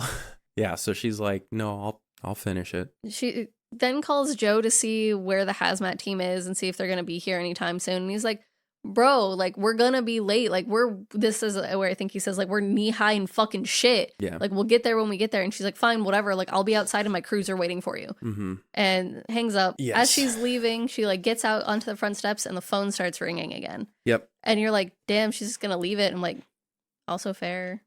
And it waits for a beat. And then she, like, bolts back inside to answer it. It is Monica again, who says she's escaped. And she starts sobbing, saying they're right next to her. Like, yeah, Lauren asks where she is, and she's like, the woods. She's like, do you see anything? And she's like, I see a sign. It's like Carmilla Way or something like that. Yeah, some sign, some kind of road name. And then, yeah, Monica's like, shh, they're right next to me. There's like a scream. There's a scream, and then the camera shows the phone, and you see like the little light for the connection go out, and it disconnects. Mm-hmm. She calls the news station again and uses the reference number to dispatch this time. It's like Victor Bravo 747 or something. Yeah, something like that. The guy who gave her the original reference number comes on the line and says, bro, like, you're not talking to Monica. And she's like, no, I literally was just on the phone with her. And he's like, she's been dead for a fucking year. She was the last victim of the Payman family. She was beat to death in the woods. She was found in the woods, beaten to death with a baseball bat. He goes on to explain the whole, like, Payman family thing, and that Marigold was right, that they killed themselves in the station. They were brought in alive. They didn't die at the residence. He goes on. He essentially then tells her, like, yeah, there's a reason why we made the new police station. We had to beg the county, but we needed a new one because of all of the weird shit happening. Yeah, at first it was just like lights and noises, and then it got worse, and then, like, as he's telling her this, a photo like kind of falls from the ceiling in the hallway and like lands in the doorway of the reception area. And she, like, just cuts this poor She's dispatch just guy like, off. She's yeah. like, yeah, I gotta go, bye. Yeah, she doesn't even finish listening to the story, which, to me, I'd be like, let me at least hear the rest of this so I have all the information. Yeah, because especially if someone's saying, hey, we know what's happening, like, maybe he has some pointers on how to get the fuck through it. Yeah. Because obviously the station was running for a while with this shit happening.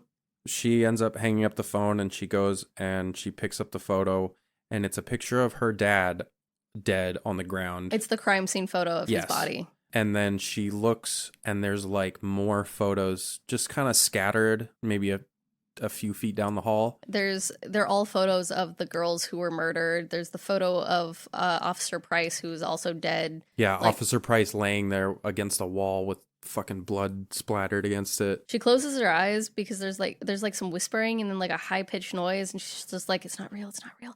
When she opens her eyes again, instead of the photos being scattered, they're all neatly lined in rows, and there's more of them now. The hallway floor is filled. There are more pictures, and they're all very neatly organized, but like the hallway is filled. And then a loud ass like electric distortion is what the subtitles called it. So this crazy distortion happens, and it's like she's getting a fucking migraine. Like Lauren starts holding her head, and she's on her knees, like, because like the sound. It seems like it hurts or something. The and lights as this start flickering. The lights start flickering, and then at the end of the hall, a bunch of the fucking photos just burst into flames, and there's a giant like fucking fire right there, and then it fades out. It starts flashing the Payman family mugshots.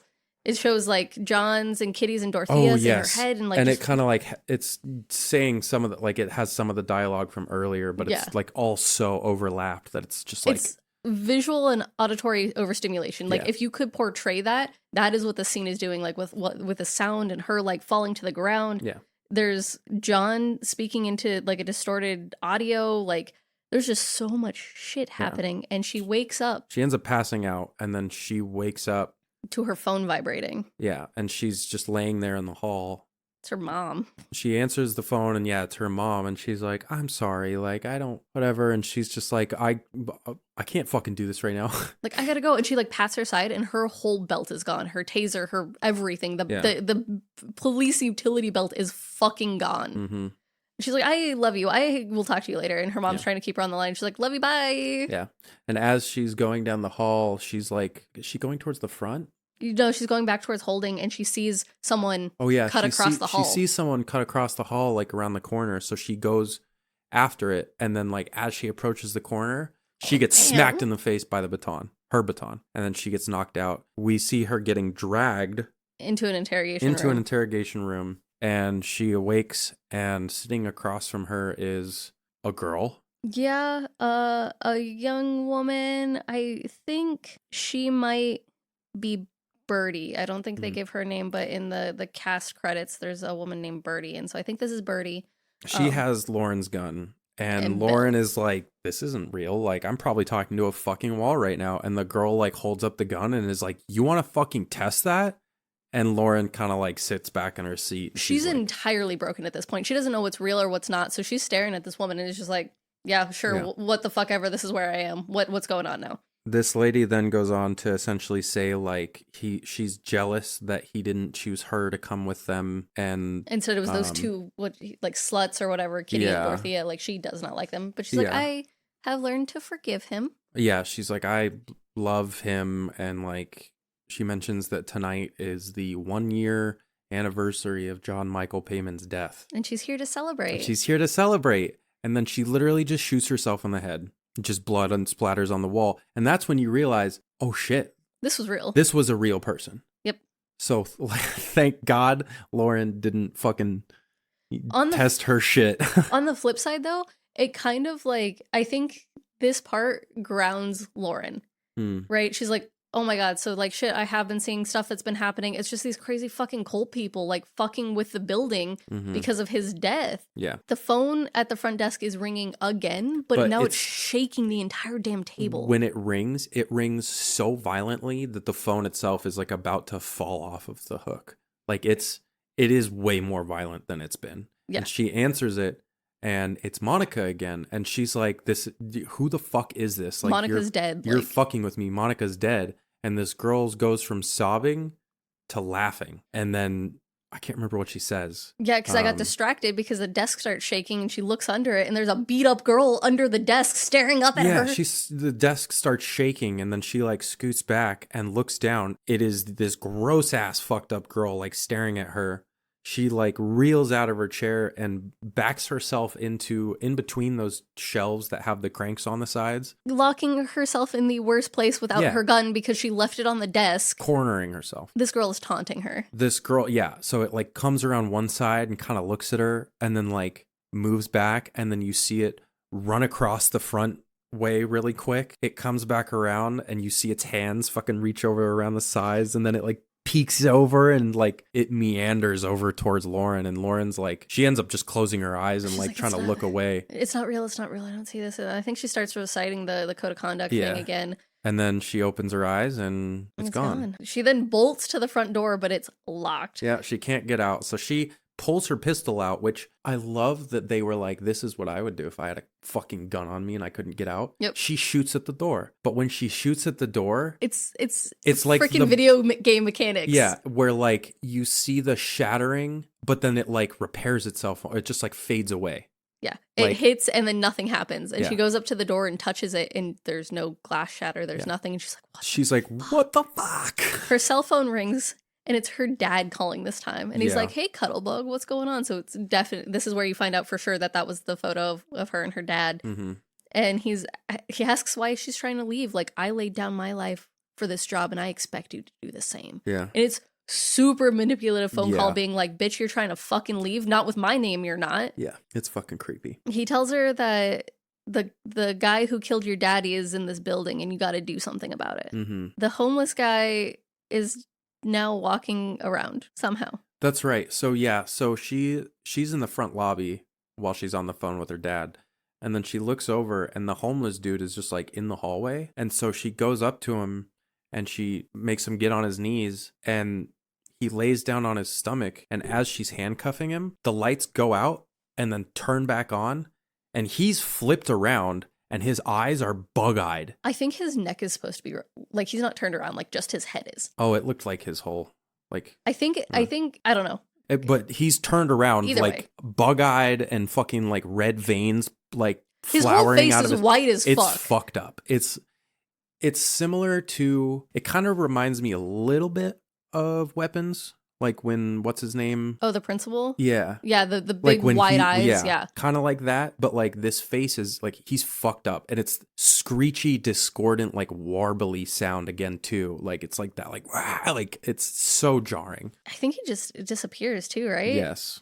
I think so. Yeah. And then there's like There's like blood coming out of his eyes too. Like there's blood along the like water line and coming down his face. Doesn't she just end up going to the holding cell? The lights cut out again. And while she's panning around with a flashlight, the bagged head people appear. They like flash into frame. And in the cell with the homeless man, okay. And then in the cell, like she goes to check on, like, because the guy disappears, right? And she looks into the cell and the homeless guy is hanging there from a bed sheet. And Yeah. the room is covered in bloody text saying like the king of hell, and like it's got the satanic symbol and like the upside down pentagram and that kind of stuff. And there's a sheet hanging with a projector projecting the last moments of the Payman family of all hanging themselves. Yeah. And then for me, I'm like, why the fuck did you lock them all in the damn same cell? It was a terrible idea. The girls like pulled a fucking arm in from Attack on Titan and like bit into their hand. Yeah, like the webbing between your pointer finger and your thumb. And then you see them like using that part of their hand, like wiping it on sheets. John Michael Payman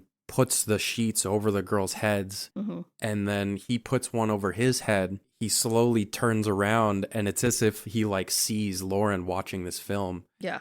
And he slowly takes the bag off, and it's the face from the cover. It's John Michael Payman with the upside down pentagram carved into his face, and he's got razor sharp teeth, like fucking. Oh God, I was gonna mention a rapper. A rapper? Yeah. God, what's his name? He did that famous video where he's like, "My plan is to blow up and then act like I don't know nobody." Have you ever seen that? No. Oh, that's like a classic. Riff Raff. Riff Raff. That's his name. He's got sharp teeth, like John Michael Payman, like a shark. His weird ass fucking. Is that a grill? Yeah. That he does for the sharp teeth? Yeah. Yeah. Anyway, sorry to derail that. He also has that sharp teeth. And this face is the cover of the film that I saw, like on, I think it was Tubi or whatever, when it was on Netflix ages ago or whatever it was when I was scrolling. And it made me not want to watch the movie because it just seems so cheesy and terrible because the pentagram is like carved into the face, but you can obviously tell it's a prosthetic on top of a face. See, in the picture of the cover, you can tell. Yeah. But in the movie, with the lighting and the way that it's all set up, it's different. Yeah. Like when you get to that point and you see the face, it all makes sense. And you're like, holy shit. Like, I don't know. There's something, and we've talked about this before. There's something to me that's terrifying about something worse than the devil.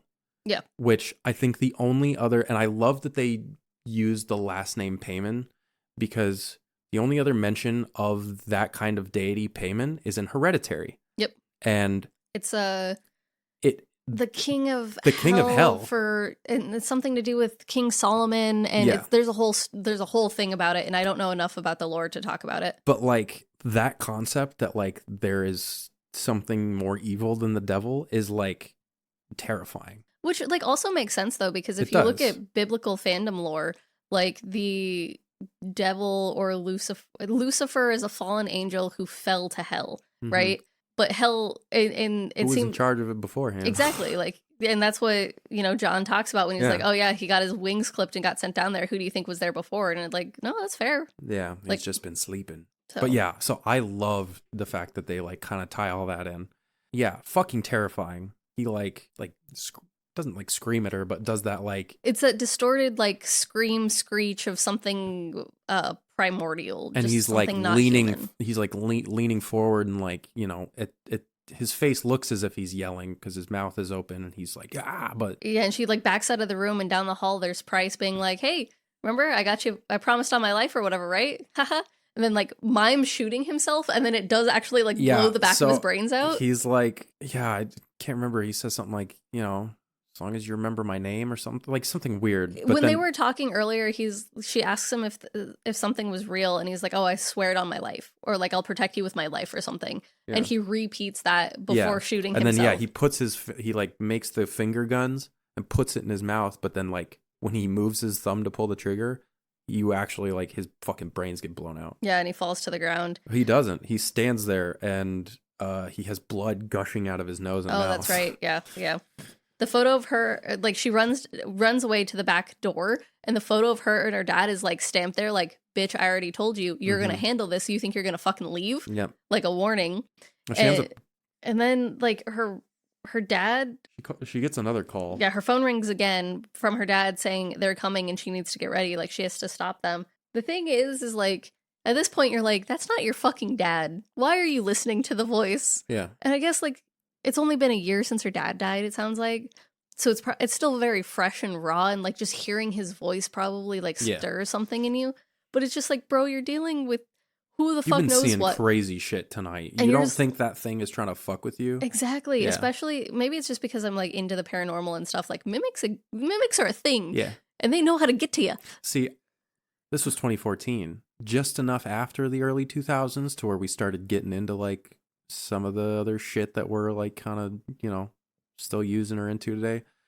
But at the same time, like, I don't know, it was 2014. Phasmophobia wasn't around. Like, people didn't really think of types of ghosts. They just thought of a ghost. Maybe at the most they thought of, like, there's ghosts and then there's, like, exorcists or you know what I mean? Yeah, because, like, I'm trying to think. 2014 was the year we graduated, and it was, horror was, like, didn't feel, it wasn't pop culture yet, right? Like, it was on the verge of becoming like pop culture. A lot of the stuff that we love now that's normalized was not back then. Whether it was the video games or, like, a lot of the horror movies, you know, or some of the nerdy fucking TV shows. Like, believe it or not, a lot of people didn't like that. Like, we were scorned for liking that shit for a while. Yeah, and so I think you're right. Like, it took a few more years for pop culture to be, for horror to become as pop culture-y as it is now. Yeah. And to be just a wildly accepted thing to where you can now get a lot of merch for, like, everybody. Where back in the day, you were lucky to find one thing of somebody. You had to wait for Spirit Halloween to open to get anything. Exactly. So that's fair. The front door rattles and, like, shakes, so she runs over and she runs to it, and she finds the three bagged head people taunting her, like, three men. It's not the Payman family. It's like three men that are, like, talking about the cult, like, oh, we still worship him, we're here to celebrate his death, blah blah blah. Yeah, we're gonna fucking kill you, bitch, stuff like that. And his ghost, like, belongs to us. Three of them duck through, like, past the lobby, and she, like, takes pop shots at a couple of them, and then she, like, turns around and is going down the hallway, and another one runs out of a doorway, like, to try and get around the corner. And she fucking pops him before he gets around the corner. And then, like, she keeps going through the building, and she, like, walks through this one room, looks in and sees another dude, turns around and tries to, like, raise his gun, and she fucking shoots him. And he crawls to the back door, and he's got the door, like, half open, and she's just, like, screaming at him to drop his weapon, and he's just saying nonsense back. He's saying something like something about the importance of all this or something like that. Yeah. But, like, yeah, she's like, this dude's, like, halfway out the door, and she's looking down at him with a gun, and he's, like, spouting religious shit. And she shoots him. She shoots him. And then she gets shot. And then immediately gets shot. And the camera pans. And it's Cohen. And then it pans over to Lauren, and she's laying with her back against the wall. And she's like, what the fuck? And then she looks over, and the dude that's halfway in the doorway is in a hazmat suit. He's in a hazmat suit. And then it kind of cuts to... It replays the scene that just happened. Yes, it replays the scene where, like, she's standing over the dude in the doorway. But this time... It's Joe. It's Joe. And he's like, yo, like, we talked earlier, like, don't fucking do this. Like, he's screaming for help. But, like, you still see in her, like, she's not seeing this. And so she's like, drop your weapon. And he's like, what the fuck are you talking about? And then she just fucking pops him. Mm-hmm. And then it shows another, like, shot of, like, one of the other guys in the hall, and who she also killed. All three of the guys she just shot are all in hazmat suits. Killed all the hazmat dudes. And Cohen over the radio is like, we have an officer down, we need help, blah, blah, blah. And it starts, like, warbling to where you can't really hear it. And she's, like, zoning in and out. Starts singing the fucking song. Yes. And as she's doing this, it, like, cuts back and you see Cohen standing there. And then John Michael Payman and his sisters come around from behind Cohen. So are they his sisters? I think so. I think it's like them and his sisters, and then it's like the commune that they... Their last name, Dorothea and Kitty's last name is Peyton, but I didn't know if they were siblings or if it was like some weird like sex thing where these were like his wives or something. I thought it was siblings because they refer to them as the Payman family. Right, but they also did that with the Manson family. You're right. I don't know. It doesn't really matter. But they fucking come around in front of, like, Cohen doesn't see, but, like, they come around and they all kneel in front of Lauren. John takes a bag and puts it over Lauren's head, and then it cuts to credits. I'm trying to see if I could find the song real fast. I love this movie.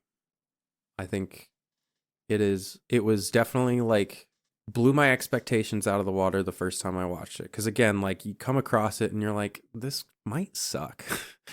But then like you watch it, it's that same scenario where it's like one location, it's all in one area, one person, you know, it's like as long as you do it right, and they did do it right between the sound effects and like, you know, the twists, that twist at the ending. I didn't see that coming. Holy shit. I didn't think, so at that point with the 3 people running around, I was like, I don't think those people are real. I didn't think she was shooting at the hazmat team. I kind of forgot about them at this point. I thought she was shooting at other cops. Like, I thought that Cohen, you know, was like, you know what, like, we need to check on her. He knows that the place is haunted, obviously. I thought, like, they sent in new cops because they are shooting back, allegedly, right? And so I thought she was shooting other cops who came to check on her. I was not expecting them to be hazmat. And then for her to get taken was also wild. What a fucking trip. The song, From the Kingdom of Our Father, the truth will be free. Mm-hmm. That is, that's the song. Through the mountains I'll be guided until I do see. Yeah. I'm safe in the arms of my master. Something, my king. Yeah. And it's creepy as fuck. Yeah. I'm not giving it a good tune because I can't remember it off the top of my head, but that's fine. Yeah, no, it sounds like a Bible thing. It's fucking creepy. Obviously, this whole thing was inspired heavily by the Manson family. Mm-hmm. Anthony I forgot his name. DiBlasi states that like he made the cast and crew watch the either interviews with Manson or like a documentary of it when they all first got to set so they could understand. And he's like, and you know, we had a lot of girls on our set and they all watched it and was like, yeah, if he came up and pitched it to me like that, like I'd be a goner. Yeah. And that was the whole thing for John was he's supposed to be like that. That's why he was so calm and charismatic. Like he's supposed to be able to drag all these young girls in easily because that's what cults fucking do. Yeah. There was that one documentary on Netflix where it was about the like religious cult. I think they live in Arizona, but it's like a commune, like this little town. And essentially like the leaders got like 60 wives and like... Are you talking about Mormonism? That was a really bad joke. I mean, yeah, well... Sorry, no, I'm listening to a true crime podcast about the history of Mormon It was called like Keep Sweet and something... I can't remember, but it was a fucked up documentary. And yeah, the biggest thing, it's terrifying, is like these people... Keep sweet, pray, and obey. Yes, Keep Sweet, Pray, and Obey. That is a fucked up documentary. Yeah, no, the Fundamentalist Church of Jesus Christ of Latter-day Saints, which is an offshoot of Mormonism. Yeah, it's really bad. Yeah. Like, really bad. That documentary opened my eyes. But my point is, like, yeah, those kind of characters or those people, whether it's in movies, shows, or real life even, like, they all share that same characteristic of, like, they are so charming and they are so... confident, and they believe what they're saying so much that like you almost have no choice but to either question your own beliefs at that point or like it's just crazy. It's terrifying too. Like people should not have that much power. Yeah, it's wild what confidence can do. Yeah. Cuz it's insane. The cults are fucking wild. And this movie does a really good job of portraying a cult leader with his crazy followers who are going to do anything for him. It's a really good movie. Yeah. I want your opinion because like one of my favorites. I think it's really good. However, I'll give the caveat that you did with 13 Ghosts, that I think it would hit different if I watched it when it first came out. Like if I watched this in 2014, I think I probably would have been like, damn. Exactly. But now, and maybe it's also because I was doing my notes, I do want to give it a fair chance and just like sit down and watch it. Watch it with headphones. Oh God, that sounds terrifying. Because like, you know me and auditory stuff, like. But like, No, I so super good. Understand where you're coming from. I think it was a really solid movie. I don't understand people saying like they hated it. I think it goes, what I could gather is it kind of goes back to me where people are like in books. And they're like, I need exposition to tell me what the fuck's going on. And if you don't have exposition, people are like, this is a trash book. And they won't read, 40 pages to understand what's happening. See, I like having to kind of piece it together, because exactly, whether I'm right or I'm wrong, it like that's part of it. That's also like, that's sometimes when a director makes a movie like that, that's what they want you to do. Yeah. Like this movie, they want you to be like, what the fuck's going on? You are supposed to be in the shoes with Lauren, living this out with her. The half of it is the unknown. Yes. If you know everything, it's not as scary. Exactly. Like, it's like fucking Chernobyl Diaries. I haven't seen that. Really? Yeah. Do you want to see it at some point? Yeah, okay. Well, I don't know if I should talk about it then. I think it goes back to like media literacy not being a thing. Mm-hmm. Like everyone bitches about, or it's a common thing to bitch about, like, oh, let me write an essay about why the fucking curtains are blue. They're just blue because they are.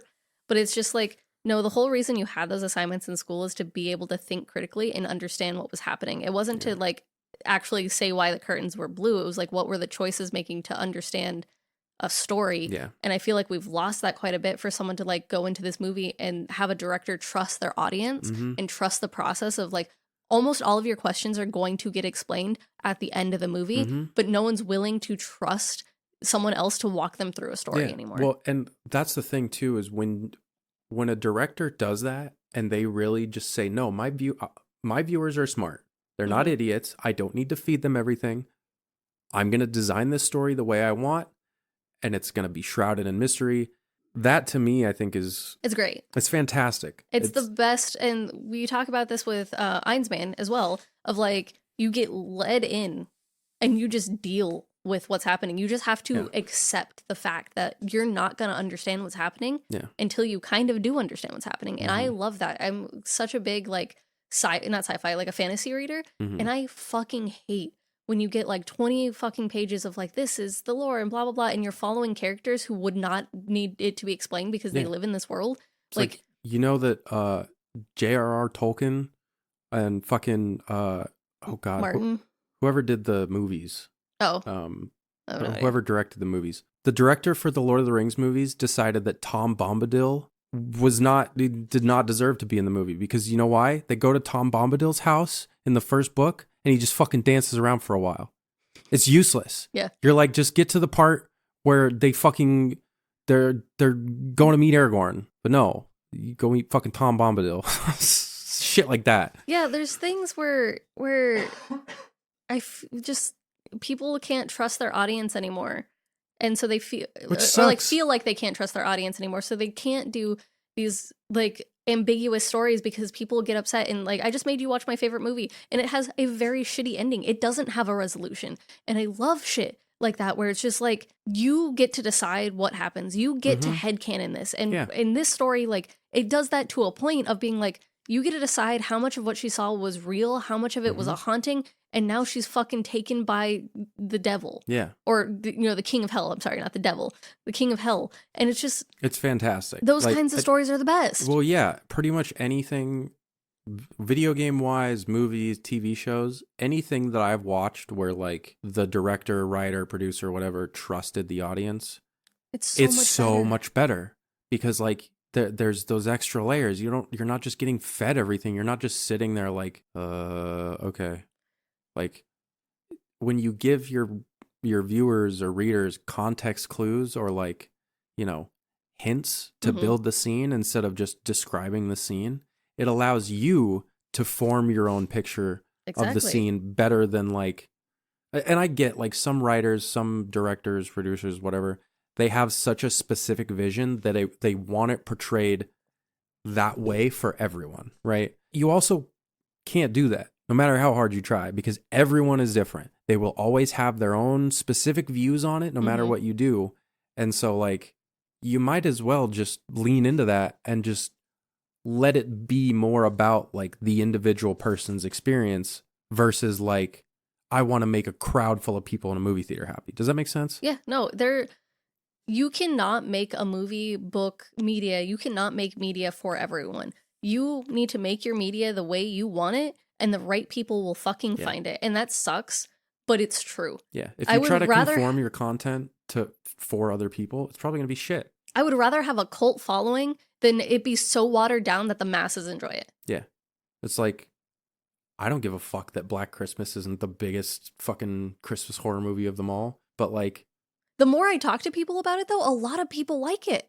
Like, in real life, I talked to one of my trainers at work about it, and she's like, oh, yeah, that's a fantastic movie. And I'm like, why does no one talk about this movie? Yeah, I hadn't even heard of it until you told me about it. Yeah. So, like, it's just one of those things, though. You know, like, I guess you and I get to enjoy it, and, like... Hopefully y'all do, too. This is the whole point. We want to share shit with you guys. And Last Shift, fantastic. Very uncomfortable. I, like, 5th or 6th time watching it, and I still got goosebumps at times, like shivers. There were times where I was like, I'm uncomfortable. And that's how well this movie does it. Because, like, you know what's going to happen. And you're so, like, at least I did. But I was still like, I fucking hate this. Like, just, you know what I mean? If you listened to this before you watched the movie, I did see a lot of people saying it was better their second walkthrough. Like, the twist was less exciting, but it was better the second walkthrough because you get to see a lot more hints and things of leading up to what it is. I think your second time watching it, you're going to enjoy it a lot more. Yeah. Thank you for listening to this week's episode. Follow our Instagram and Threads at No Self Service Pod. Until next time.